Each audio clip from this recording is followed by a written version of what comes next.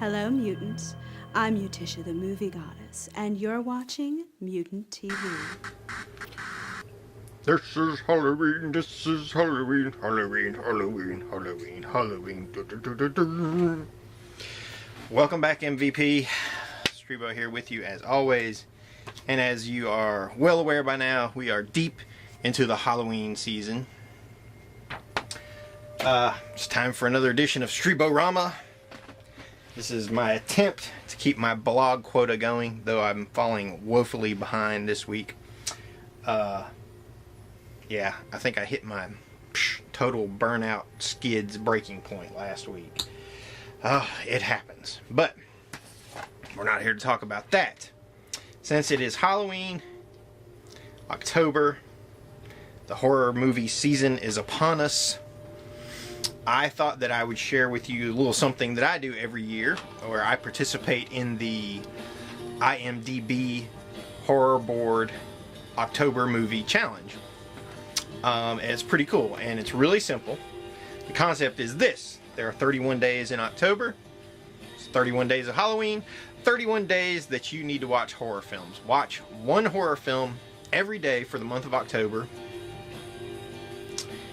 and try to make at least 16 of them be first-time watches. So, that's where we are. Quick shout out, the music in the background. I'll turn it up for a second.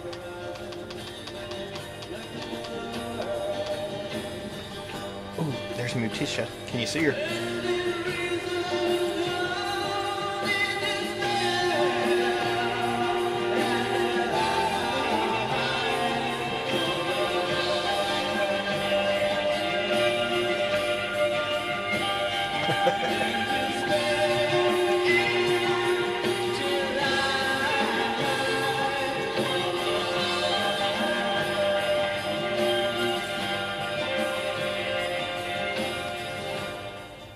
Turn that back down so I can talk to you, but because I could let that song play for a while. That is, in case you don't know, that is Of the Land by Borgholm Rantapol.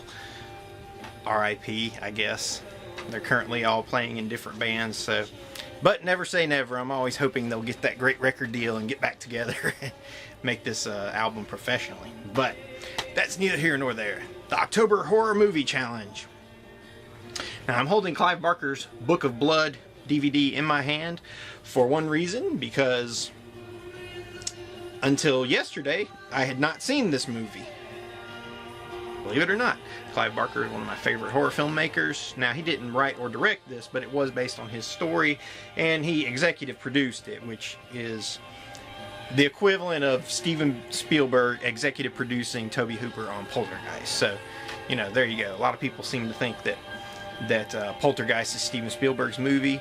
You know, knowing the amount of control that an executive producer can wield on the shape and form and content of a movie, I could see how people would make that argument, but I'll always stick in there for Hooper. He needs another one in the basket, buddy.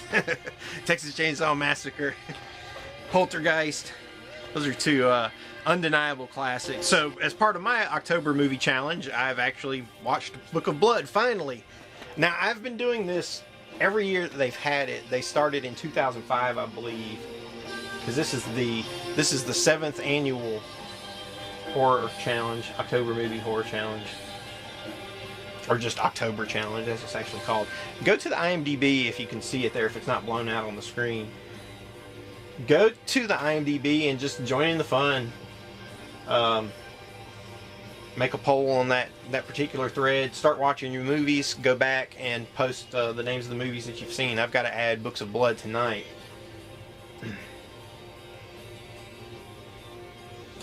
And I'm going to watch one more, but I don't know what it is. Or I'm going to watch one or two tonight, because tomorrow we're going to start helping Image Impact Group make their next film, Athena, starring Matthew Ewald, Vanessa Orr, Tommy Allen Taylor, a lot of other cool people, with special effects by Star Jones. Gonna be pretty neat. But it's Halloween, so maybe you can help me pick out the next movie, though. I never listen to recommendations too much. Though sometimes, every now and then, this is what I really like about the internet, is sometimes people will point out something to you that you just never realized before or you didn't know about. And then when you go and watch it for the first time and you experience it for the first time, it really changes you and enriches your life, gives you a whole new outlook on the world. And that is the great joy of art, I suppose, to me anyway. But yeah, I suppose there's always the popcorn value, right? But I like a little something extra. But it's Halloween. I figured I would start with, mind you, this is going to be a bit of a confessional video. Confession that I own all of these movies and I've never seen them. Never, not once. I'll let you know if I've seen parts of them or little pieces here or there, because some of them I might have started watching and just for some reason couldn't get beyond 5, 10, 15 minutes. Whether it was I just fell asleep or if I didn't like it or whatever. In keeping with our John Carpenter theme over the past couple months, I thought, well, the first few I should share with you should be the John Carpenter movies that I haven't seen for whatever reason. He contributed the script to The Eyes of Laura Mars, but it was directed by Irvin Kershner. Wow, director of The Empire Strikes Back. May he rest in peace. Great soul, that man. Produced by Jack Harris. Jack Harris, who also produced what? Dark Star, which was John Carpenter's first feature-length film, which wouldn't have been released without Jack Harris's help and intervention. Song by Barbra Streisand. That's funny. Barbra Streisand was originally supposed to star in it, but it does have Tommy Lee Jones, I think. Maybe not. I haven't seen it. Brad Dourif, Renee Auberjonois, or however you say his name. But yeah, Faye Dunaway's awesome. Yeah, there he is. Tommy Lee Jones. Duh. Oh, there's Renee. Okay, well, I could go on forever, I suppose, about these movies, but yeah, I should probably watch one of these. Add that to my new watches. I'm actually going to try to do something I've never done before, but I've always wanted to, and that is to pretty much watch all new movies. Though I did kind of break that last night because I watched part of Friday 13th, A Nightmare on Elm Street Part 5. I don't know why I said Friday 13th. I guess because I've just picked up that 4-pack. I should show it to you, but I shouldn't. I need to save that for my, yeah, I need to save it for my Streebo swag video. But there's a 4-pack at Walmart right now. It has Nightmare on Elm Street 5, 6, 7, and Freddy vs. Jason, which is where that Friday 13th connection came in, so whatever. Someone's Watching Me, written and directed by John Carpenter. Now, actually, why I haven't watched it, I don't know. Someone's Watching Me, but apparently it's not Streebo. Now, all the John Carpenter stuff, obviously this is in anticipation of the release of our upcoming interview with John Carpenter himself that we recorded at the Fright Night Film Fest. It's an exclusive interview, and we're going to release it 1 week before Halloween to celebrate, announce the impending arrival of Tales from Mutantville on DVD, starring Scarecrow at Midnight, Indigo Child, Family Fiend, or featuring those movies rather. So yeah, cheap plug for us. Yay! John Carpenter is awesome. Why Scarecrow at Midnight? How does that link to John Carpenter? I know you're all just dying to know. The guy, when I go into these kind of explanations without anybody asking me, it's when you feel like a real douchebag. But in the spirit of full disclosure, the spirit of the vlog, to which we are going to try to remain true. In case anybody didn't know, Scarecrow at Midnight was filmed at the Myers House NC, which is a replica of the Myers House from John Carpenter's Halloween. Halloween. Halloween. It's Halloween. Have you ever heard that song? That's an awesome song, by the way. Okay, let's move on. I'm going to have to go through these really quick because I've been talking way too much. Stephen King's Tommyknockers. Now, I'm going to try not to tell you each and every time I show you a movie that I haven't seen it, because we have to just accept that from here on out, and hopefully I'll remember that. I watched the first 30 minutes of this. I did like it. The effects are cheap, but it's written and directed by Tom Holland, who, as we all know, did what? Wrote and directed Fright Night, which was a classic, the modern classic, 1985. And he also wrote Psycho 2, one of the all-time great slasher films. Yep. I haven't seen it yet. Haven't seen all of it. I just decided not to commit to the 3-hour watch time. I had too many other things I had to do. You know, I try to watch these movies while I'm rendering video and that kind of stuff, because I've been rendering a lot, uploading a lot online, because I'm having to share video with my effects director, S. Brent Bowers. What's up? Shout out for you. Anyway, let's move on. I've got to watch some of these. I'm gonna make this a whole year of Roku the Goblin. This one I'm really curious about. Directed by Shinya Tsukamoto. Let me turn those where you guys can still see it. Shinya Tsukamoto. It's the guy that did Tetsuo the Iron Man, which is totally crazy movie. That's one of the movies I had to turn off the first time I was watching. I was just like, oh man, this is too much. Which is good. I suppose that's what one wants from a horror film. Abby. Starring The Story of a Woman Possessed. Starring William Marshall, who we know from Blackula, and Carol Speed. Yeah. Carol Speed, who we know from what? The Mac. Cool interview with her on Gut Munchers. The now defunct podcast, but I think the comic is still going. It's a pretty cool comic.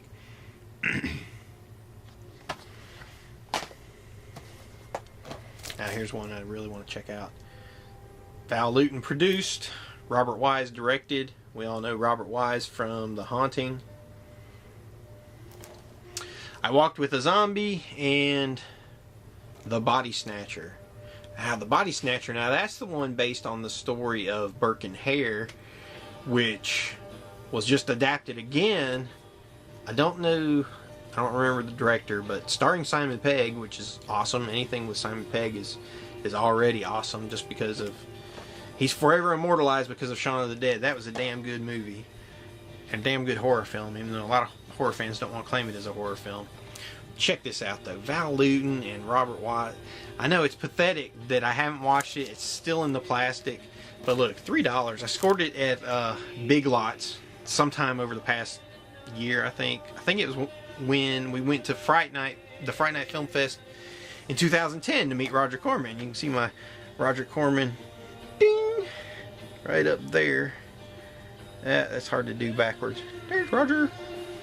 Yeah, pick that up on the trip. Automatic Transfusion. I think that was a pawn shop score, $2. I picked this up because it says right on the cover, right there, just so you don't think I'm making it up. One of the best zombie films in decades. The holy grail of true independent horror films. Darn it, my light is all mixed up today. I changed my camera angle, because I just wanted to change things up a little bit for you guys. So the light is not quite perfect. I'm having to angle this, but it's hard for me to read it when I angle it that way.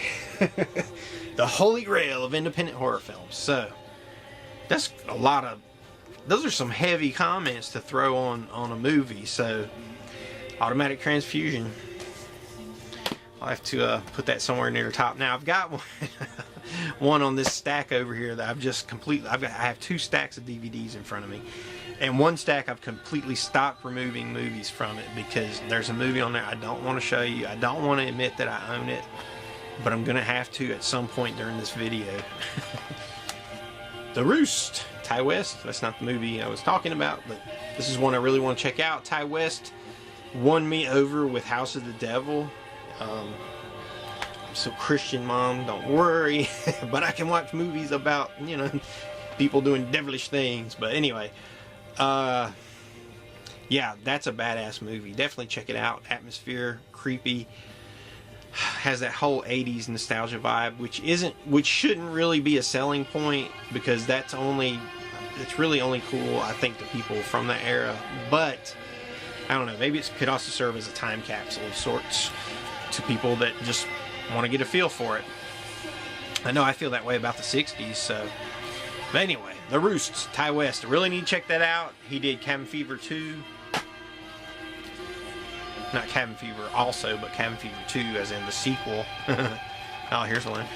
Jennifer's Body, starring Megan Fox, Angela Jolie 2.0, whatever you want to call her. Sexy and chilling. But it was written by that lady did Juno, Diablo Cody, and that's just an awesome name. Who, unless I misunderstand, is an ex-stripper, but now she's like a screenwriter and making tons of money and all kinds of cool stuff. So go Diablo Cody. you got a fan in Strebo. Anyway, want to watch Jennifer's Body. Still having to avoid that stack.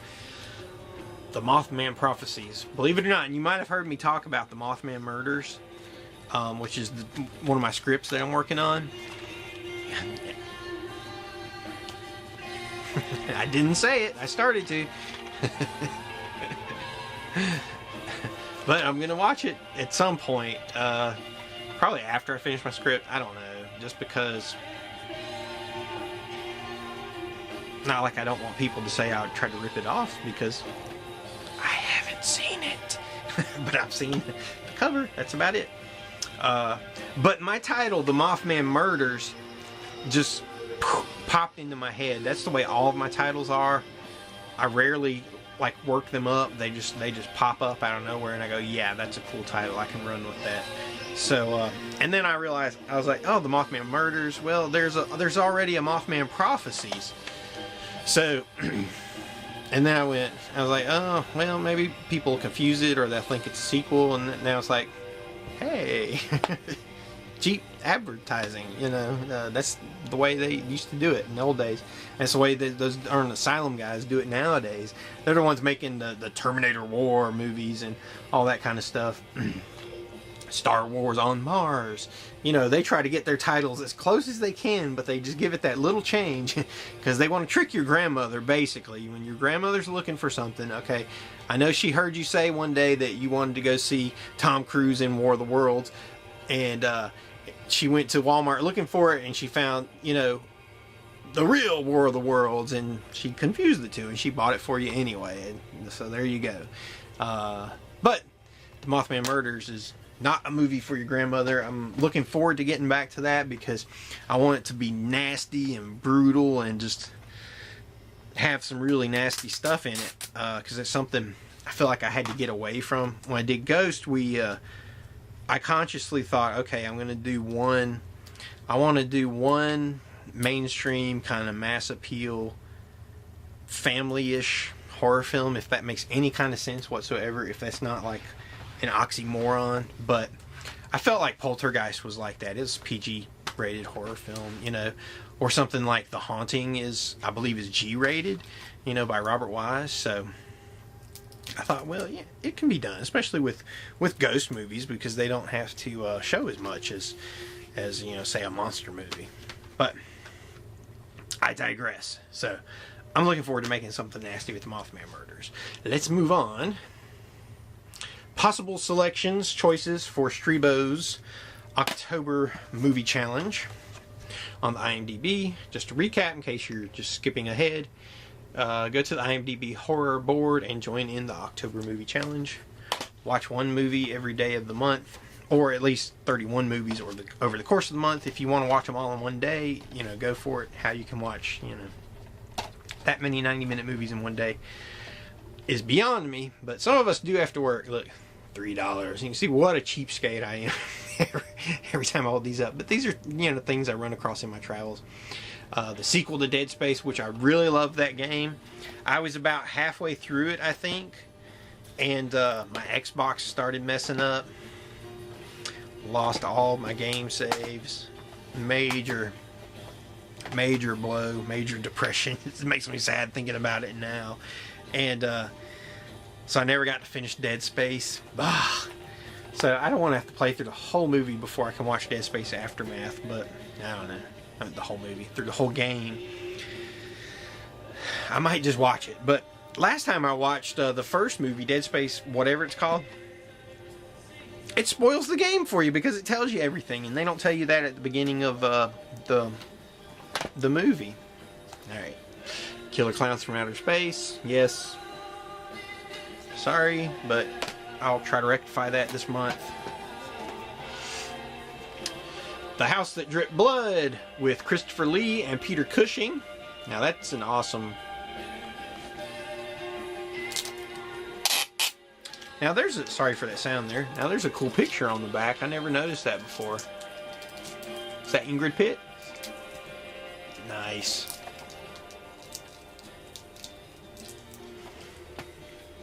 Yeah, I had to look at that one for a second. The Revenge of Frankenstein. Dun, dun, dun. Starring, of course, Peter Cushing. Written by Jimmy Sangster. Directed by Terence Fisher. Oh, this is Terence Fisher's last Hammer film, isn't it? Correct me if I'm wrong, guys. Yeah.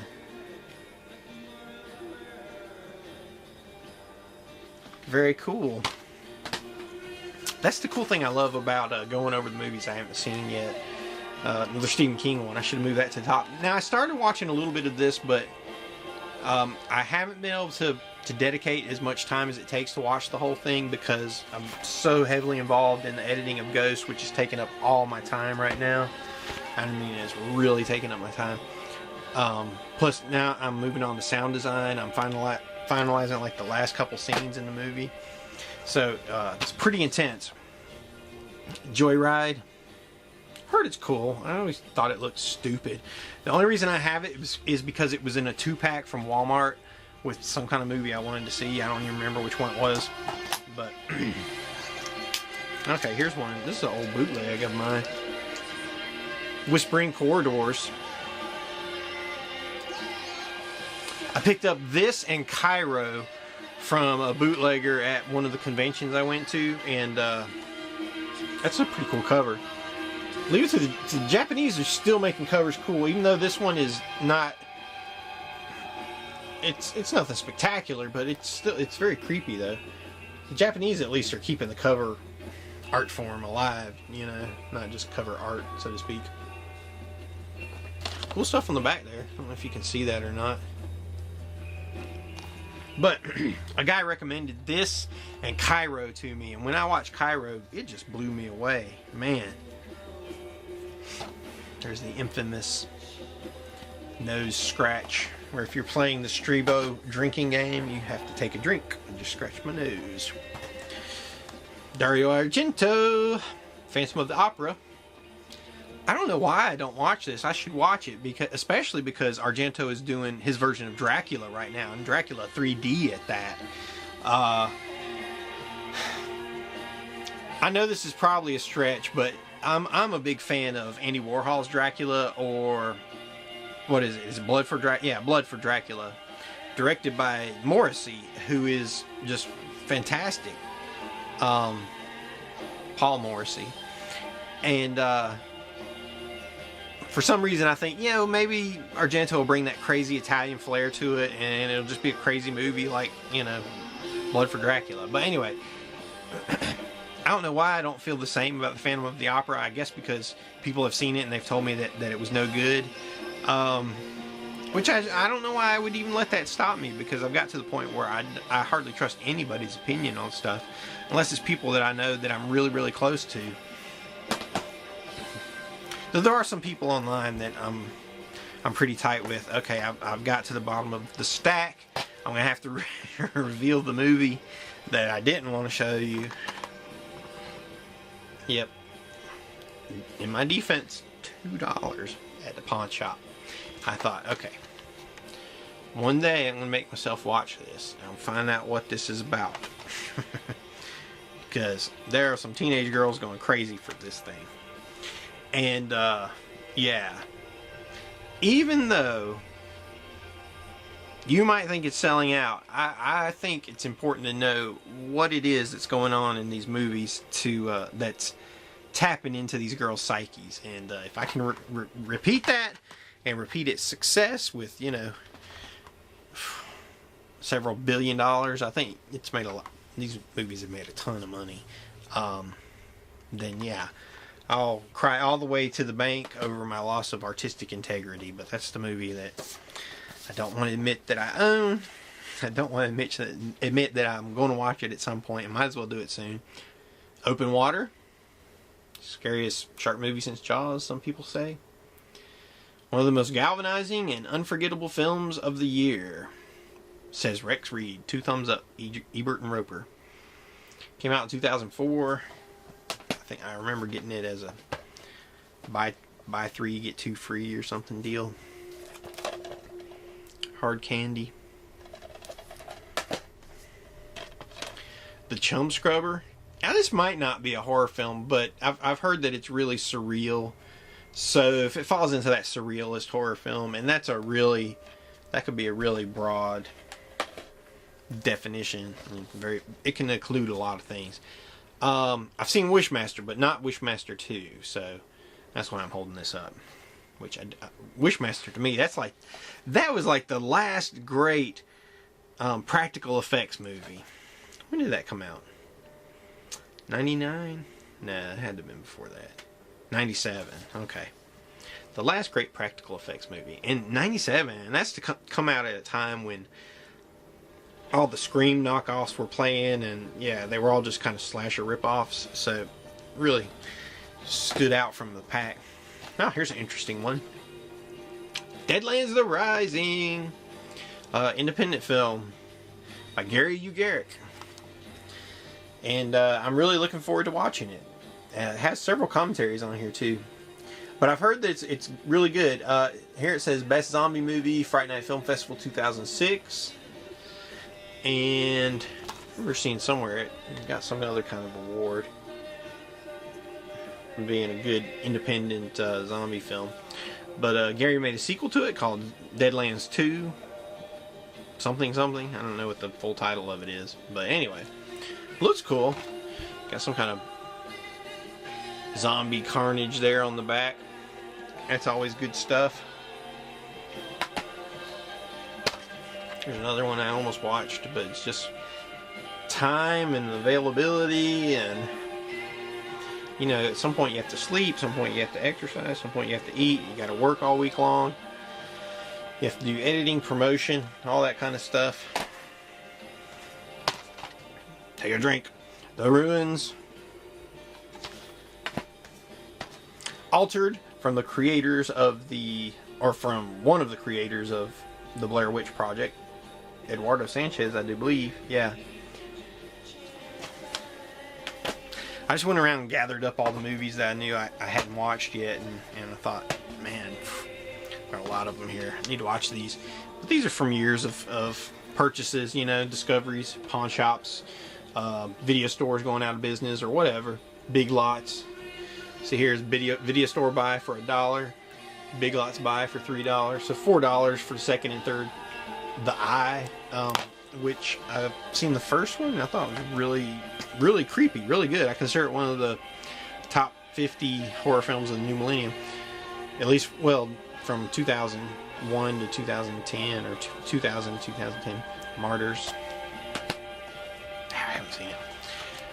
I'm just not a big the revenge stuff I'm not a big fan of it, though I do like all the French films. I have to admit, every time I watch one that's really good, I get excited about it.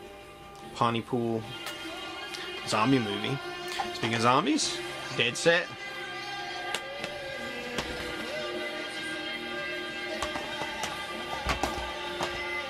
Last couple. Ginger Snaps. Okay, these last few are actually cartoons.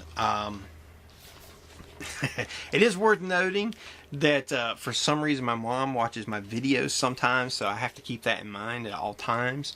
But she says that I always misrepresent her by saying she wouldn't let me watch horror films. So I'm going to say that she did let me watch cartoons on Saturday morning. So I thought, you know, as an adult, if I'm home on a Saturday and I don't have anything that I have to do, I love to watch cartoons on a Saturday mornings, or at least let it play in the other room while I'm in here writing or editing or whatever. So here are a few cartoon movies that I haven't seen. I know I already passed by the Dead Space one, but you know, so be it. Dark Fury, it's a Chronicles of Riddick thing, spin-off of Pitch Black, which was really cool. But the animation is by Peter Chung, guy that did Eon Flux, which is awesome. Vampire Hunter D, Bloodlust, the sequel. I know the first Vampire Hunter was one of my favorites growing up, or at least in my school years. and Dante's Inferno, which seems to be a recent attempt to make a really great anime anyway. So a lot of cool stuff. So Mom, thank you for letting me watch Saturday morning cartoons, because that was the only place I got that kind of fantastic input. You know, I was exposed to those kind of stories of the fantastic, whether it was horror films or sci-fi or fantasy or superheroes or whatever. Though I suppose, you know, at that time, Johnny Quest and you know, Scooby-Doo, even though they were cartoons, they called upon a lot of horror elements, and, you know, especially Universal monster type stuff. And or with Johnny Quest, you know, it was like that Cold War's 50s, you know, fear of radiation, big monster, crazy stuff, crazy cults, that kind of stuff. So yeah, anyway, horror all around us. The horror. There you go. Those are some of my suggestions for what I'm going to try to watch this month, to watch something new every day. Watch 31 movies this month, make at least 16 of them new first time viewings for you. Talk about it on the IMDb, and then come to mutantville.com, talk to us about it. This is Strebo. I'll see you next time. You're watching Mutant TV.